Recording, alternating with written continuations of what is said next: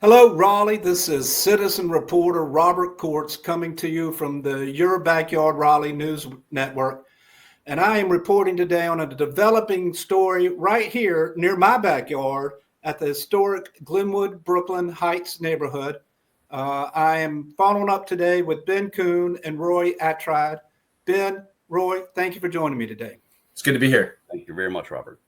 Well, guys, I was driving through the neighborhood the other day, and I saw a lot of signs popping up, these yard signs, bringing attention to a potential new rezoning right beside your neighborhood. And I've been following this case since it was denied about 2 years ago.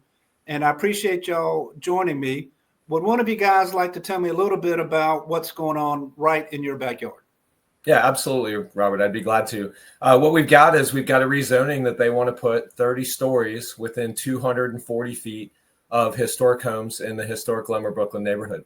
A huge rezoning that is outside of all the policy and plan recommendations. It would actually violate 47 different policies and all 4 plans that actually are active in this area that would give us good intelligent density that engage the neighborhoods. So it would overwhelm our neighborhood. Well, again, this developer tried a couple years ago, and it was resoundingly denied by the city council, but they're back again. Ben, could you tell us a little bit more about what happened and where we are today? Yes, the rezoning, they attempted to rezone it to 30 stories in a case called Z5422, which started in 2022, was ultimately denied in May of 23. And then subsequently, we looked at the comprehensive plan and the whole concept of a transition area, and one was missing for our neighborhood. We petitioned the city to get a transition area established next to our neighborhood to provide further protection and policy underpinnings for the kind of development that is supposed to be happening adjacent to next to historic neighborhoods like historic Brooklyn Glenwood. And so now they've sought a waiver to bring their rezoning case back, and that waiver was granted, and now they're bringing forth a new rezoning case to try to seek to rezone it again after it was denied previously to 30 stories again. And so we're here to continue that battle, I guess it is, to say, no, that's not a reasonable height to have so close to neighborhoods in downtown, and that's what we're doing. Right. Well, gentlemen, this seems like an egregious exception. You know, the city has spent hundreds of hours and thousands of dollars creating these plans for our development, and to have this such a big exception made is potentially hazardous for not just your neighborhood, but throughout Raleigh. Is that your premise? Oh, absolutely. Yes, this would set a dangerous precedent. The fact that it's not backed up by a single policy and it violates all these policies and plans, it would have a huge effect on all neighborhoods in and around downtown Raleigh. It would give them license to set up huge buildings within 240 feet of all downtown neighborhoods, whether that's South Park or Mordecai or 5 Points or Oakwood. It really sets a very dangerous precedent that they would then have the legal right to change the heights of buildings in those neighborhood areas. Yeah, the most impactful is the exception becomes the rule. Because if they get this rezoning, it would essentially change the comprehensive plan to allow 30-story buildings, essentially, within these transition areas anywhere, which is not what the current policy is today. So the exception would become the rule, and what we think we need to do is stick with the plan where we currently are. Mm-hmm.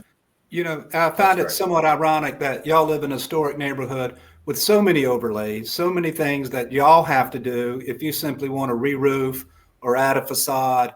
The rules apply to you, but here it is a developer who wants to change the rules and not have them apply to them.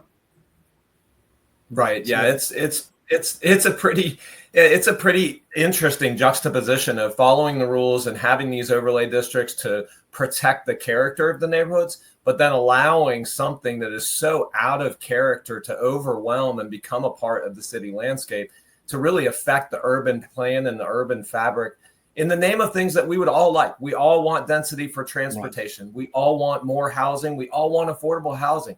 This is not about those issues. We support those issues, but it is about making sure that what we do is protect downtown neighborhoods and historic neighborhoods as they're laid out in the plan.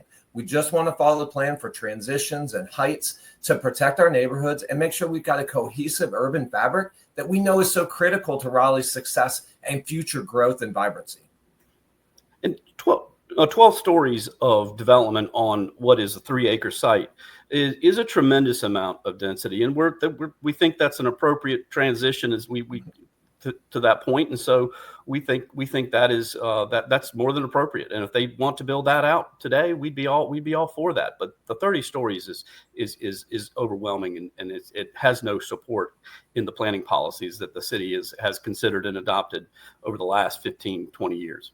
Yeah. I think if folks are looking for an example, if they went down Hillsborough Street and looked at the 12-story development that's happening next to the YMCA, you can see how overwhelming even that height is next to Forest Park. But again, what they're talking about is triple that.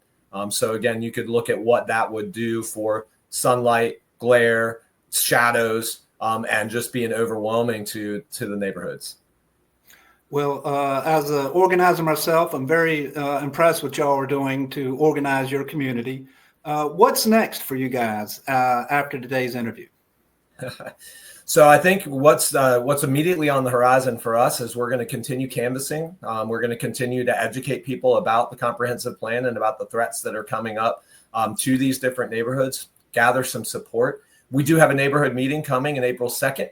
And so we would love to see all of Raleigh show up to that neighborhood meeting at the Pullen Park Community Center to show that they are opposed to this type of egregious rezoning. We would ask folks to get involved, understand the issues. They can find out more at RaleighNeighborsUnited.com. It's our website where we want to bring neighbors and give them voices together to help them fight these types of rezoning issues. Mm-hmm. Yeah, and again, neighborhood meeting April 2nd, 5:30, Pullen Park Community Center. Well, gentlemen, thank you for spending some time with me today. I will be following up on this story all the way to that meeting and beyond. And Raleigh, let me remind you, we have courageous individuals right here in your backyard, pro-development, but pro-proper development. Let's make sure that our development friends follow the rules that we have so carefully created and passed through. Gentlemen, thank you for joining me today. Let's wave Raleigh out. Thanks, Robert. Thank you, Robert.